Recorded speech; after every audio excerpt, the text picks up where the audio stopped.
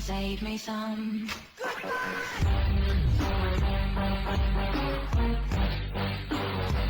Hello, my friends. How you doing today? I am doing well. Well, I listen. I have to tell you something I think you should know. I think you should know. Now listen. This is between you and me. Soylent Green is people.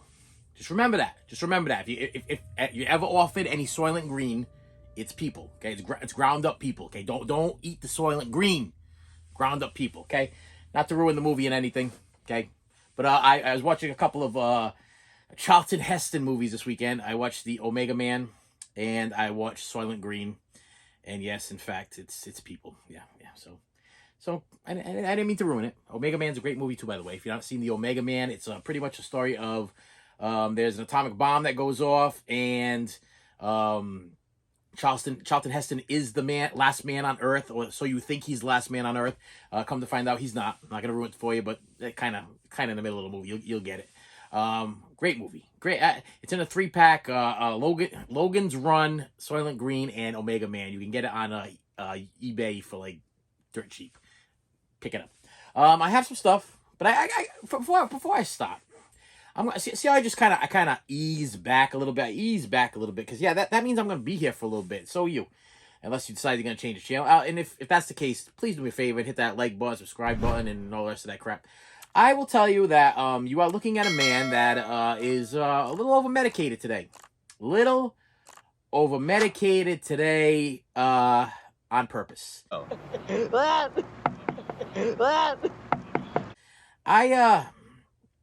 I had a rough day at the old now let's if you watch this channel, I teach preschool. Yes, I am a male pre-K teacher. Okay? And this is the bothersome thing, is that I guess there's preschool, there's daycare, and there is pre-K. Now, what I went to school for was for elementary education, but then I dropped down and I went for I got my certificate and stuff to teach preschool, and I also went to school for child psychology. Okay, so I figured, okay, well, it's all child related, and I had a screwed up childhood, and I wanted to figure myself out. So I figured I wasn't going to waste my time at college by going to take a class that wasn't going to help me out. So I figured, okay, I'll take all the child psychology classes that I possibly can, because my therapist since I was age 12, and my psychiatrist and my counselors and everything could not figure out what was going on with me. So I was like, you know what? I'm going to self-diagnose, self-analyze me, because for some reason, doctors and psychiatrists and physicians and counselors and therapists, they couldn't figure me out. But then I thought about it. I stopped, I pondered, realized I was having some issues at home here and everything, and I started thinking that probably the reason why psychiatrists and shrinks and counselors don't know how to fix a person is because when you sit in front of a psychiatrist, counselor, or a person of that nature, you lie to them. You lie. I'm sorry, you lie to them. Okay, and if you have gone to a counselor before, or a therapist, or a psychiatrist, unless you are truly crazy, you lie to them. Okay, and I mean, I'm not trying to be a jerk here, but sometimes things go on in people's heads. Okay, we get a floodgate that opens up. Okay, listen. This is my self-diagnosis. Okay, well, my original doctor diagnosed me back in the day with a chemical imbalance, manic depressant with suicidal tendencies. That's what I was diagnosed with at age, I believe it was 13 or 14. Okay, and I didn't buy that, because I didn't feel like I was depressed. I didn't feel like I was suicidal. Sometimes depressed, maybe a little bit, definitely not suicidal. And I was, because when I was younger, I had a good run. I was out there. I had girlfriends, and I was having fun with my friends, and so there was no suicide. I wasn't happy at home. Home wasn't fun. Home sucked. Okay, so home was the problem. But when I was not at home, there was no problem. So therefore, I mean, you didn't really have to be a shrink to figure out where the problem lie. Where did it lie? It didn't lie when I was hanging out with my friends, okay, because everything was cool. And when I was driving in my car up and down the avenue, whatever, and looking for girls and stuff, that was cool, okay. But when I would go home, that wasn't so cool. You know, the yelling, screaming, fighting, things being thrown through the air, and that wasn't fun. You know, it was fun. And as an older man now, I look back at those things and I'm like, man, yeah, that sucked. Okay, it sucked. And the people that were in my life at the time, some that were on the outside that couldn't see in, had no idea what was going on behind the closed doors, and then some that were in, choose to have selective memory. That's just the way it worked. They have selective memory. You done messed up. So as so I went to school, you know, for the to become elementary education, and I was like, all of a sudden, you know, I'm like, I want to teach preschool. But I will tell you, the reason why I'm feeling a little over medicated today is because I started getting anxiety. And I'm gonna tell you why I started getting anxiety. Because this, and you can comment below, and if you think that there's a reasoning, if there's a reasoning for my anxiety, please comment below. I care for my children that I take care of at the school as if they were my very own. Every single last one of them. From the ones I love the most to the ones I'm like, ooh, no, not you again. And all teachers have that. I'm not letting in no secrets, okay? There's some that are just so easy to deal with, and then there's some that you're just like, man, this is a lot to handle. And when you go to the parents, usually the parents are like, I don't understand.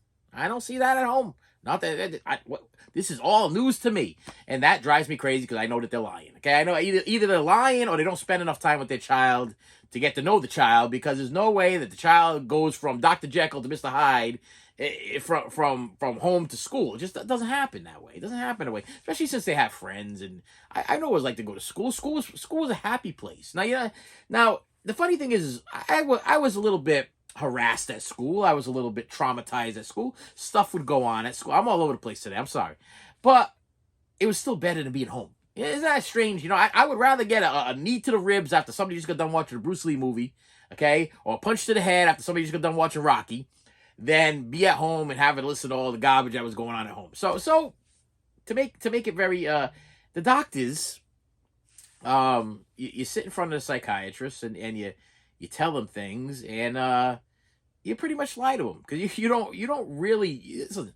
I had a psychiatrist that I had for a while, and I talked to her over and over and over and over again, and I got to tell you, after a while, after almost a year and change or whatever, I was sitting in there and she was telling me her life and her problems and the things that were going on between her and her husband and her kids and the struggles that she had, to the point where I'm like, I'm paying for this hour, and 45 minutes is dedicated to you and your personal problems. So who is the psychiatrist here? Have I become the psychiatrist? Have I learned more? Have I surpassed your knowledge that now you feel like you can open to me and I'll listen to what's going on? So something started clicking, you know, and that's what made me become a preschool teacher. I was like, you know, I felt like there was a lot of kids out there, and I just cared about them.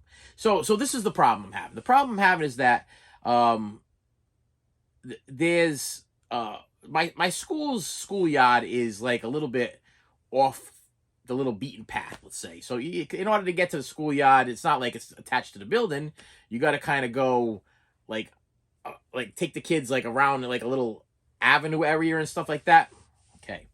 I don't want to get into too much detail, because if it makes any sense to you, just imagine 9 kids that you need to trust holding on to a rope of some sort, and you're the only one that's going to lead them to this playground area. Okay, 9 kids, and maybe 1 or 2 maybe not on tilt. Okay, so 1 or 2, let's say 1 or 2 decide to make a break for the highway. Okay, they're going to drag the rest of the crew with them, including me. Or in the way that I am, I'd probably run out it would just, listen, all I know is getting that the weather is starting to get better, I'm starting to get a little more anxiety with the thought of it. Okay, the thought of what's going on. And then I was told today that they're going to be putting I believe I was told that they're going to be putting a Dunkin' Donuts like right on the side of it. So now I got the thought of traffic and more traffic, more people coming by, maybe some strange people. There's a lot of strange people in this world that see young kids playing in a playground area that now they're going to stop and they're going to be watching. And I don't know. I don't know. But that's the problem with whatever this diagnosis that I can't give myself is. The question mark. Okay? The question mark is the biggest fear. I'm telling you, if I was ever going to get a tattoo of something like on my face, like Post Malone, I would get a question mark like right here. Because people would say, what's all about the question mark? And I'd be like, exactly. And they'd be like, why'd you get a tattoo of a question mark on your head? I'd be like, yes. You understand? Yes.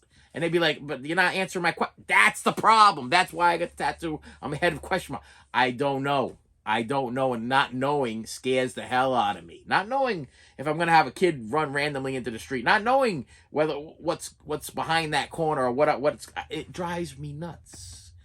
And I had a comment today from a viewer saying that they were monetarily having issues, and I am constantly monetarily having issues, and we relate, and I think a lot of people on this channel relate because it's like we buy for temporary happiness, okay, and then after the purchase is done, then we're scrambling for cash, and then you look like his collection, you're like, wow, what a beautiful collection I have, and then you're like, but I've never been on a trip before in my life. And then you look at your beautiful collection, you're like, man, I was sick last week, and I could have died. You know, I could have died, and who's gonna take care of my collection? Who's gonna care about my collection after I'm dead? All this stuff's gonna end up in a Salvation Army, a Goodwill, or in a house flea market, whatever, state sale. Okay, that's where it's gonna end up.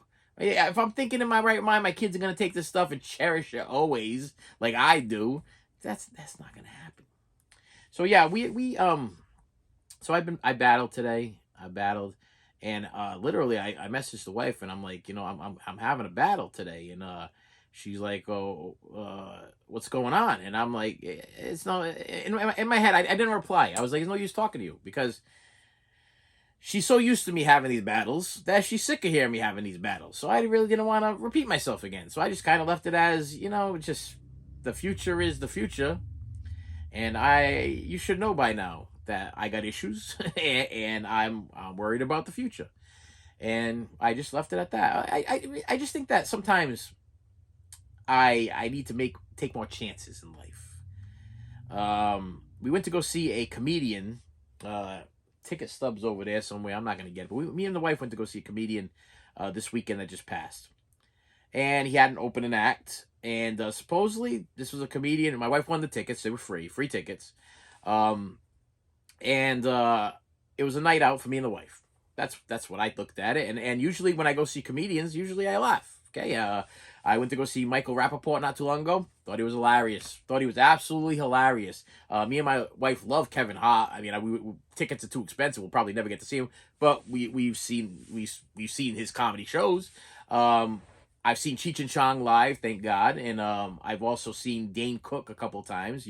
I know Dane Cook went from up here, and now he's down somewhere over here because people say he stole everybody's jokes and everything. But the deal was, we went to go see this stand-up comedian. And the opening act was this girl, and I'm listening to the crowd, and nobody's laughing, and then I'm listening to her give her jokes and everything, and I'm like, that's not funny, and it was all about like her talking about her body parts and this that, and I'm looking at this girl, I'm like, you know, this is not funny. This is not. It just wasn't funny. It just was not funny. And the wife didn't laugh. The people in front of me weren't laughing. People outside of me were laughing. There was like maybe a couple of chuckles in the front row, but she was making eye contact with them. I think they felt like they were obligated to laugh. And then the headliner comes out. Don't remember what. You know what the sad thing is? I don't remember his name. If I can't remember his name, that's a big problem right there. Right. This is the headline. This guy sold out the. It wasn't an arena. It was a club, but he sold it out. So me and the wife sit there for almost 2 hours listening to this guy. First, he starts with these jokes from other comedians that he opened for back in the day. And the jokes that he's telling in the beginning are funny, but they're funny because he literally stole them from like Jeff Foxworthy or who's the other one now? What's his name? The guy from Saturday Night Live. Wow, not gonna remember his name. Not gonna remember his name. Davidson. Pete Davidson. Okay. All right, let's proceed.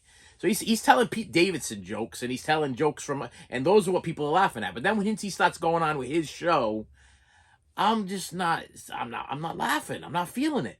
Now I will tell you that a long time ago, approximately almost 30 years, 28 years ago, something like that. I had an opportunity to do something that I kind of feel like I missed.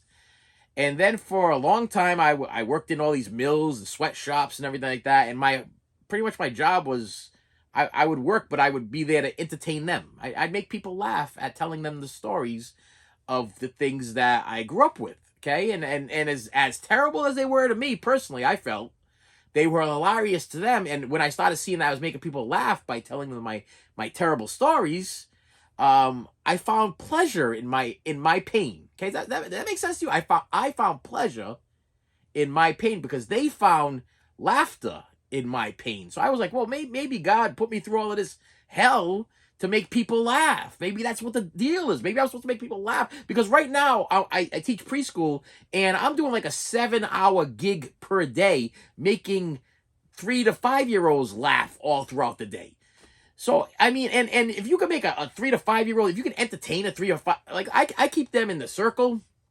When I start circle in the morning for it's about an hour and a half, almost 2 hours. If you could entertain a child for almost 2 hours, I could definitely, I shouldn't even say probably, I could definitely entertain a club full of adults for 45 minutes to a half an hour. I mean, if you guys been sitting here long enough right here, I've entertained you for at least 45 minutes to half an hour. You know what I mean? If you've watched my channel over and over again, you know that most of my videos are like an hour long, 2 hours long, 3 hours. They're all over the place, okay? I might have some 10-minute ones. I might have an hour long one. I might have an hour and a half long one. It's how I feel. It's how I feel. So I feel like what I'm doing here half the time I call it sit down. Okay, this isn't stand up. See, I'm lazy. This is sit down because I'm so lazy. I won't do stand up. But I sat there with the wife. We went to go see the comedy show, and I looked at the wife afterwards. I'm like, girl, I'm getting older, man. I'm getting older, and maybe I need to take some chances. I'm like, maybe you should find some open mic nights or something like that. Have whatever. Now, last time I mentioned this was years ago. And somebody actually commented, who the hell would pay to watch you talk about your life? Well, that was about 3 or 4 years ago, 3 years ago when I started this channel. That was the quote that the person said. And I believe 3 years later, the person is still watching my channel. So thank you for to continue to watch my channel. But obviously, I guess I can entertain somebody. If I can entertain you for 3 years, I think I can entertain a club full of people for 30 to 40 minutes. Yeah. So as we were leaving, I told the wife, I said, I think I just need to start taking chances. I think I'm getting too old. I don't want to be that guy, that guy that I wish I could have, should have, but I never did. I don't want to be that guy. And I think that's what I'm starting to feel like I'm becoming. So yeah, this little opening had a little peaks in this was my analytic graph that I get from eBay on how you guys view. Some days you guys are really viewing, and then some days it's kind of dropping, and sometimes really dropping, and sometimes it goes back up. Yeah, that's the way this opening was. This was like a graph of some kind of screwed up earthquake that you had to watch. Yeah, because people love car crashes and earthquakes. Okay, that's probably why you enjoy watching this channel, because I'm pretty much a car crash right here in front of you. So yeah, I am. When I got out of work, listen, let's make this very clear, okay? I do have to take medication before I go to work because prescribed by doctor, I have to take it. But I do take anxiety medication after work. So, yeah, today I took 2 instead of 1. So I'm feeling very calm and forgetful. So if I'm repeating myself, listen, this channel, you get the real me. That's what you get. So anyway, I got packages. That's what I do here. I open packages, Blu-rays, DVDs, 4Ks, CDs, and toys. Okay, if you look around, that's what I collect. Okay, if you reach anywhere in this room, why don't we cut my finger off with the thing there? I can reach and I can grab CDs. I can grab Blu-rays. I can grab box sets. If I wanted a box set here, I mean, it's just stuff everywhere. Okay, there's stuff, toys over there. Whatever. They're piled everywhere, anywhere. That wall, that wall, that wall. Up above over there, that door. Behind me is that crap over there, and over here is all my comedy stuff. All of these things piled up over here that you probably can't see half the time. Those going all the way to the floor is my comedy CDs. I've been studying comedy for years and years and years. I mean, I'm a comedian fan. I listen to them every night before I go to bed, and I find a little bit of joy in listening to other people's issues, and I find them funny. What's the saying there? It's funny because it's true. It's true because it's funny. I like that. I always like to say that. I told my wife that. I said the reason why I was able to sit in offices for years and have talk to these people I worked with or work with the people and have them laughing their heads off is because what I was telling them was true. And when you can relate to that kind of truth, then that's the humor that people usually like. Yeah, I know this guy the other day that we went to go see. He was talking about I'm gonna be honest with you. He was talking about like the Holocaust and Jewish things and stuff like that. And I'm like, hey, listen, no, I'm not Jewish. But is that comedy? I don't know. I was confused. I was just confused. I was just really confused. Anyway, so what I have here is from Connor Rydesdale from Owassa Ak. Listen, you all gotta help me with these. I'm surprised nobody has commented yet. Okay. Hey, dude, you never ever get the place where they're from right. I mean, whenever they throw those, listen, I was not good at geography. I was not good at history. Okay, I was good at science, and I was good at literature. I could actually write a heck of a story. So I was really good at literature. I was good at economics, even though I can't save a dime. But got an A in that one. And that's about it. I can't math, forget it. I got math dyslexia. I go crazy. I can't look at numbers. They drive me nuts. Literally, I can see things moving and stuff like that. I hallucinate when I see numbers. Drives me crazy. But yeah, that was about it. I mean, I was yeah, okay. All right. So anyway, let's see what we got here. Yeah. So I never know what these okays and what the heck Oklahoma okay. What the heck is okay? I don't know. You comment below. What's okay? What's Owasso okay? Owasso okay. And what I got here? Oh, this is kind of cool. If I didn't get to tell you the comedy story, I probably would have told you the comedy story anyway, because I ordered this the night that we were at the comedy store place there. Well, it wasn't the comedy store, but the place we went to go see the show. And I don't even know why I ordered it. I was just sitting there waiting for this comedian to start up, and I have been doing a little research lately on Tim Curry. I wanted to get all the Tim Curry stuff. Tim Curry happens to be one of my favorite, I would say, underrated actors. Tim Curry has been in... I wish people would stop for a second. There are some actors that you need to stop for a second. I want you to think of the movies that they've been in and the roles that they've played and give props where props is due. You know what I mean?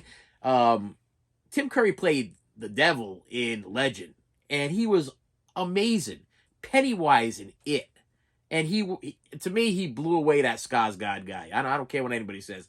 The original Pennywise scared the crap out of me. The Skarsgård guy, I was like, maybe I've become a little immune to horror movies after watching 5 billion of them.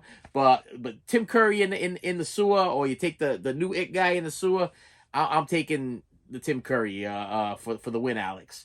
And Annie, we played Rooster. Okay, when I was a kid, Annie was like one of my absolute favorite kid TV shows, kid movies. I'm sorry, kid movies. And Rocky Horror Picture Show is my favorite musical. I mean, I go see it every single year. I love it. Let's not forget Home Alone 2, where he pretty much stole the whole show. Okay, when he's not in the frame, I'm kind of like, I don't care what's going on with this kid anymore. I want to see more Tim Curry doing that thing. And Clue. I love me some Clue. And so if I've forgotten anything, comment below. I probably have it anyway, but maybe you'll help me along. Because I didn't know that he was in this. And I own this on DVD.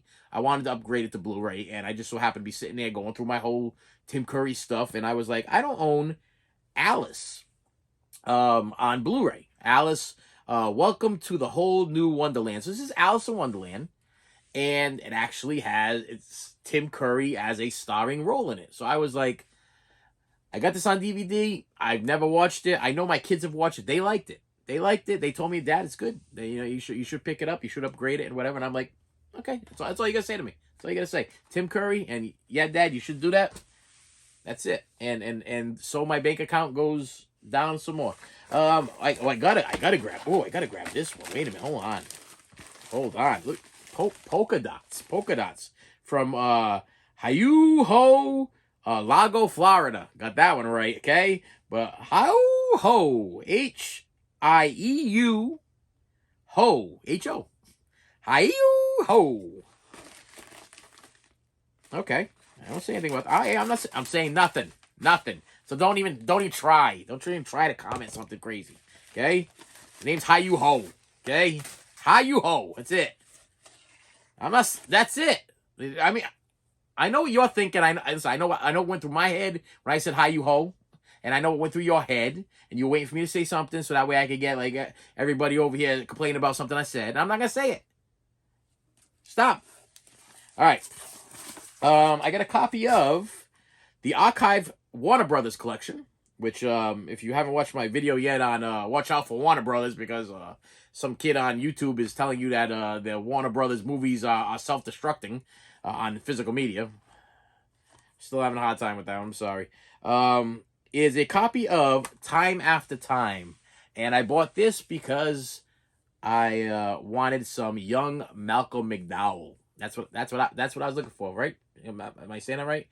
Malcolm. I always want to say McDonald, but it's not. Malcolm McDowell. Yes.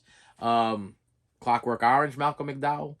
If Malcolm McDowell, but mostly known for Halloween and for Clockwork Orange. But he did this movie called Time After Time, and I remember specifically. Now I own this on DVD, but I have not watched it since I've owned it on DVD. I remember this movie specifically because I was forced to watch it in middle school. Don't know why. I mean, it's rated PG, but it was, if I remember correctly, we watched it over a long period of time in my history class, which it's not a history movie, but what it is if I remember correctly, it's almost like a Sherlock Holmes goes back in time to find Jack the Ripper. Starring Malcolm McDowell. It kept my interest in middle school, so I was like, you know what? I'm gonna upgrade this to the Archive collection. Even though it's from Warner Brothers, and these blow up, I guess, according to the people on YouTube that want you to give them 400K likes or whatever.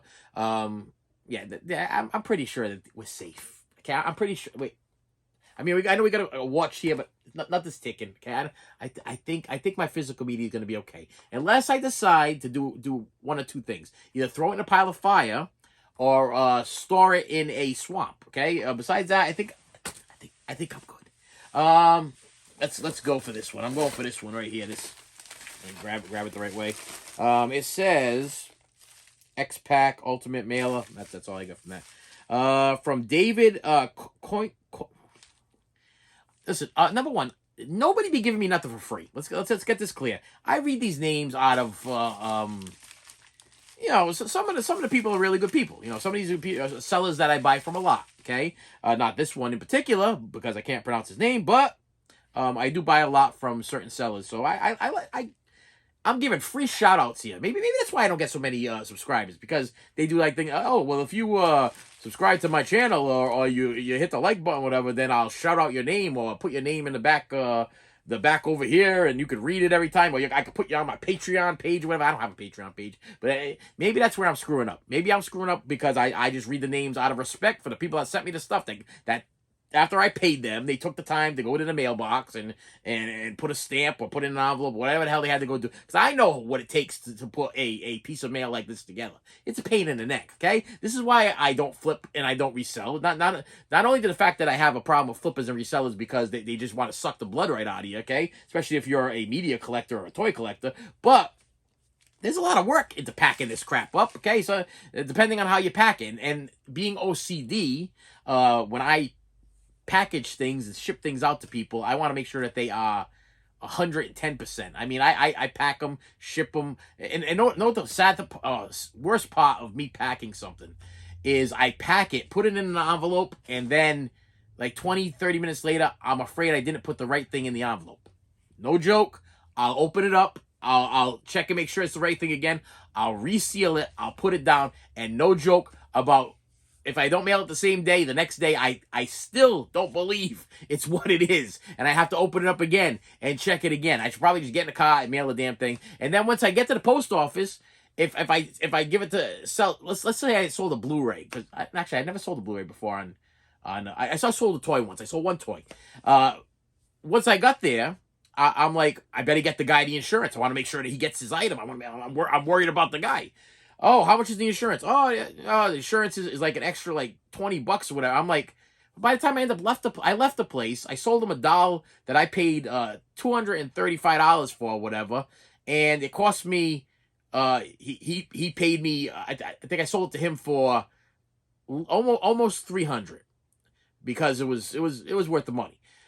But by the time I got done putting the shipping and the insurance and after it ended up, I made $5. I made $5. eBay's got a racket going on there. I'll tell you that right now, my friends. eBay got a racket. They charge you all kinds of fees, and then to ship the things is sometimes ridiculous. And then if you're a good guy like me and you want to protect the stuff, then you end up paying more. So yeah, being a reseller, it is a lot of work. But sometimes they just suck. You know, sometimes they just try and take advantage of you. And so I like to give my credit where credit is due when I get my mail and whatever. Especially if it's not somebody that's ripping. What the heck happened? It's ripping me off.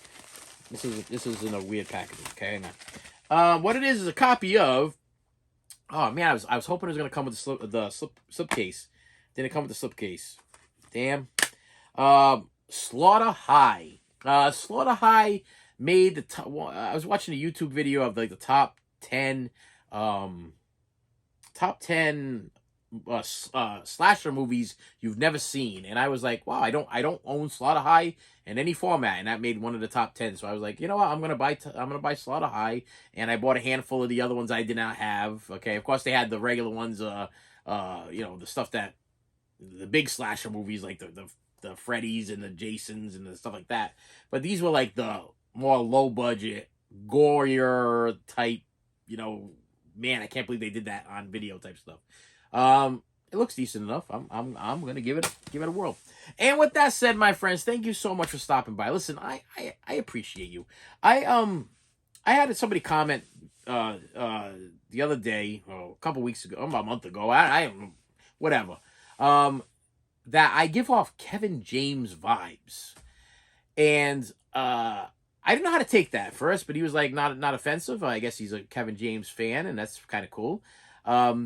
And what went through my head was, I'm not a Kevin James fan, and I'll tell you why I'm not a Kevin James fan, because because I realize that I'm a little bit jealous. I'm a little envious and jealous of Kevin James, because I don't think he's as funny as I am. Okay, and he gets to hang around Adam Sandler and the rest of that crew. Okay, and all those cool guys, what I mean? All the guys that I absolutely adore. He gets to hang around with them, and I don't get it. I don't get it. He did that Mailman TV show, and then he did a handful of crappy movies, and then the one good movie he did was with Adam Sandler, and that was because of Adam Sandler. I mean, unless you want to count Mall Cop, okay, which. And then I think there was like a Mall Cop 2, and I was like, I was like, I really didn't care. I think he did the Zoo movie. I just don't find him to be that funny.